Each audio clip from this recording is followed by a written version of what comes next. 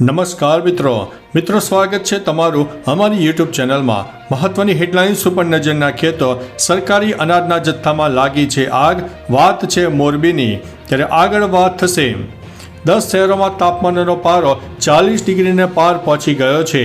હજુ પણ ગરમી વધવાની શક્યતા રહેલી છે। ત્યારે આગળ વાત થશે આંગળિયા લૂંટનો ખતરનાક પ્લાન પોલીસે ઊંધો વાળ્યો છે। વાત છે સુરતથી વડોદરા તરફની ખાનગી ટ્રાવેલ્સની।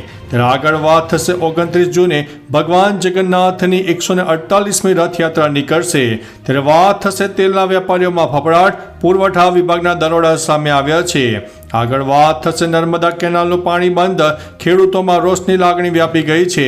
વાત છે બહુચરાજી પંથકની। આગળ વાત થશે ગુજરાત બોર્ડનું ધોરણ 10 અને 12નું પરિણામ વહેલું આવે તેવી શક્યતા છે। ત્યારે આગળ વાત થશે અંકલેશ્વરમાં બે કંપનીમાં લાગેલી આગમાં એક કર્મચારીનું મોત થયું છે। આગળ વાત થશે વિદેશ મંત્રી એસ જયશંકર નર્મદાની મુલાકાતે આવ્યા હતા। આગળ વાત થશે કંપનીના માલિકે મહિલા કર્મચારી સાથે દુષ્કર્મ આચર્યું છે। વાત છે અમદાવાદની કંપનીની। ત્યારે આગળ વાત થશે લાખણીમાં ગામમાં લોકોની દારૂબંધી સામે આવી છે। વાત છે બનાસકાંઠા જિલ્લાની। આગળ વાત થશે આગામી વિધાનસભાની ચૂંટણીને લઈને કોંગ્રેસ એક્શન મોડમાં આવી ગઈ છે। હવે મિત્રો સમાચાર વિસ્તારથી।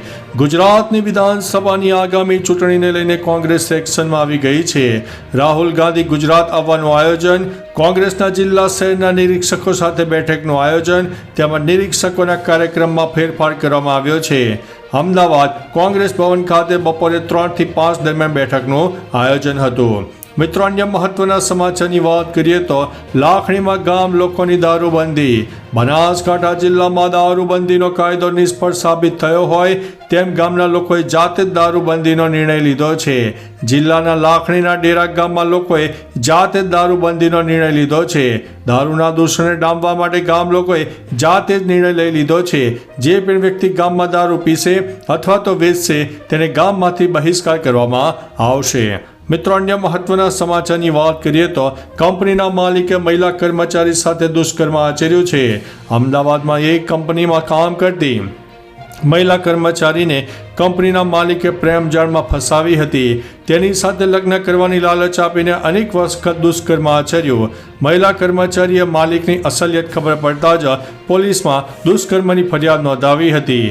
પોલીસે ફરિયાદના આધારે આરોપી માલિકની ધરપકડ કરીને વધુ તપાસ હાથ ધરી છે। મિત્રો અન્ય મહત્વના સમાચારની વાત કરીએ તો વિદેશ મંત્રી એસ જયશંકર નર્મદાની મુલાકાતે। દેશના વિદેશ મંત્રી એસ જયશંકર નર્મદાની મુલાકાતે આવી પહોંચ્યા હતા। તેઓએ તિલકવાડા અને ગરુડેશ્વર ગામોમાં સ્માર્ટ ક્લાસરૂમ, હેલ્થ સેન્ટર સહિત અનેક સુવિધાઓનું લોકાર્પણ કર્યું। તેમણે એમપી લેટ્સ અંતર્ગત દત્તક લીધેલા ગામોની મુલાકાત લીધી। વિદેશ મંત્રીએ વ્યાદર ગામે અમૃત સરોવરની પણ મુલાકાત લીધી। આગળ ગામે LDR બિલ્ડિંગનું પણ ભૂમિપૂજન કર્યું હતું। મિત્રો અન્ય મહત્વના સમાચારની વાત કરીએ તો અંકલેશ્વરમાં બે કંપનીમાં લાગેલી આગમાં એક કર્મચારીનું મોત થયું છે। ભરૂચ પાનેલી GIDC કંપનીમાં લાગેલ આગમાં એક કર્મચારીનું મોત થયું છે। વહીવટીતંત્ર દ્વારા બ્લાસ્ટ કેવી રીતે થયો તેની તપાસ શરૂ કરી છે।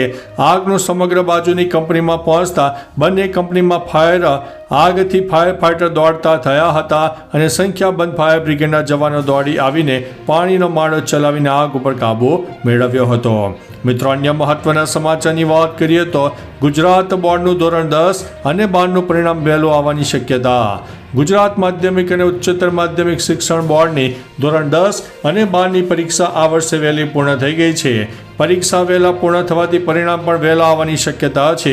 ત્યારે શિક્ષણ મંત્રીએ જણાવ્યું છે કે ગત વર્ષે પરિણામ વહેલા જાહેર થયું હતું અને આ વર્ષે પણ બોર્ડનો સ્ટાફ મહેનત કરી રહ્યો છે, તેથી પરિણામ વહેલા જાહેર થઈ શકે છે। મે મહિનાના પ્રથમ અઠવાડિયામાં પરિણામો જાહેર થઈ શકે છે। મિત્રો અન્ય મહત્વના સમાચારની વાત કરીએ તો નર્મદા કેનાલનું પાણી બંધ, ખેડૂતોમાં રોષ। બહુચરાજી પંથકમાં 31 માર્ચથી નર્મદા કેનાલમાં સિંચાઈનું પાણી બંધ કરવામાં આવશે। તંત્રના આ નિર્ણય બાદ ખેડૂતોમાં રોષ દેખાઈ રહ્યો છે।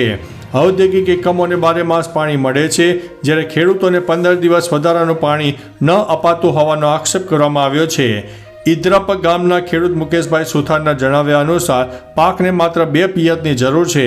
ગયા વર્ષે લોકસભાની ચૂંટણીને કારણે મે મહિના સુધી પાણી અપાયું હતું। મિત્રો અન્ય મહત્વના સમાચારની વાત કરીએ તો તેલના વેપારીઓમાં ફફડાટ, પુરવઠા વિભાગના દરોડા. સુરેન્દ્રનગરમાં તેલના વેપારીઓ પર પુરવઠા વિભાગના દરોડા પાડવાનો બનાવ સામે આવ્યો છે. શહેરના 10 વેપારીઓને ત્યાં પુરવઠા વિભાગે સરપ્રાઇઝ ચેકિંગ હાથ ધર્યું હતું. મહેતા માર્કેટમાં તેલના વેપારીઓને પુરવઠા વિભાગે દરોડા પાડ્યા હતા, જેમાં એક્સપાયરી ડેટના 50થી વધુ ડબ્બા ઝડપાયા હતા.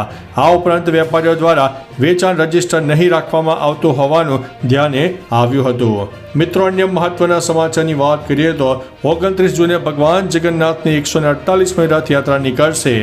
આગામી 29 જૂન 2025ના રોજ અષાઢી બીજના દિવસે ભગવાન જગન્નાથજીની 148મી રથયાત્રા અમદાવાદમાં નીકળવાની છે. ત્યારે રથયાત્રાની તૈયારીઓનો પ્રારંભ થઈ ગયો છે. ત્યારે ચાલુ વર્ષે સરસપુર ખાતે ભગવાનના મોસાળમાં મામેરાના યજમાન તરીકે વાસણા વિસ્તારમાં રહેતા જાગૃતિબેન મનીષભાઈ ત્રિવેદીને લાભ મળ્યો છે. તો બીજી બાજુ રથયાત્રાને લઈને તૈયારીઓ પણ શરૂ કરી દેવામાં આવી છે. મિત્રો અન્ય મહત્વના સમાચારની વાત કરીએ તો આંગળીયા લૂંટનો ખતરનાક પ્લાન પોલીસે ઊંધો વાળ્યો છે. સુરતથી વડોદરા તરફ જતી ખાનગી ટ્રાવેલ બસને હાઈજેક કરીને આંગળીયા લૂંટને અંજામ આપવાનો ખતરનાક પ્લાન પોલીસે ઊંધો વાળી નાખ્યો છે. અલગ અલગ રાજ્યના કુખ્યાત ગુનેગાર આરોપીઓને ઝડપીને વધુ તપાસ હાથ ધરી છે. આ મામલે પોલીસે દેશના કુખ્યાત લૂંટારા જેમ્સ ઉપરાંત એક્સ આર્મીમેન અને બાદમાં મધ્યપ્રદેશ જેલના સિપાહી સહિત 6 લોકોને દબોચી લીધા છે. મિત્રો અન્ય મહત્વના સમાચારની વાત કરીએ તો 10 શહેરોમાં તાપમાનનો પારો 40 ડિગ્રીને પાર થઈ ગયો છે. રાજ્યના 10 જેટલા શહેરમાં ગરમીનો પારો સતત વધતો જોવા મળી રહ્યો છે. એપ્રિલના પ્રારંભથી જ ગુજરાતવાસીઓ આકરી ગરમીનો સામનો કરી રહ્યા છે. અમદાવાદ શહેરમાં 42.9 ડિગ્રી તાપમાન નોંધાયું છે. હવામાન વિભાગે આજથી ગરમીમાં 2 થી 3 ડિગ્રી વધારો થવાની શક્યતા વર્ણવી છે. અમદાવાદ સહિત જિલ્લામાં કાળઝાળ ગરમીની આગાહી પણ વ્યક્ત કરવામાં આવી છે. મિત્રો અન્ય મહત્વના સમાચારની વાત કરીએ તો સરકારી અનાજના જથ્થામાં લાગી છે આગ. મોરબીમાં યમુનાનગર પાસે સ્મશાન ભૂમિ પાસે આગ લાગવાનો બનાવ સામે આવ્યો. જ્યારે ફાયર વિભાગ દ્વારા ઘટના સ્થળે પહોંચીને આગ ઉપર કાબૂ લેવા માટે પ્રયાસો હાથ ધરવામાં આવ્યા. ત્યારે ત્યાં મોટા પ્રમાણમાં સરકારી અનાજનો જથ્થો મળી આવ્યો હતો. હવે સવાલો એ ઊભા થાય છે કે ગરીબોને આપવામાં આવતો આ અનાજનો જથ્થો અહીં ક્યાં પહોંચ્યો અને કોણે મૂક્યો? તો ચાલો મિત્રો, ફરીથી દેશ અને દુનિયાના સુપરફાસ્ટ સમાચાર લઈને મળતા રહીશો. ત્યાં સુધી અમને રજા આપશો. નમસ્તે.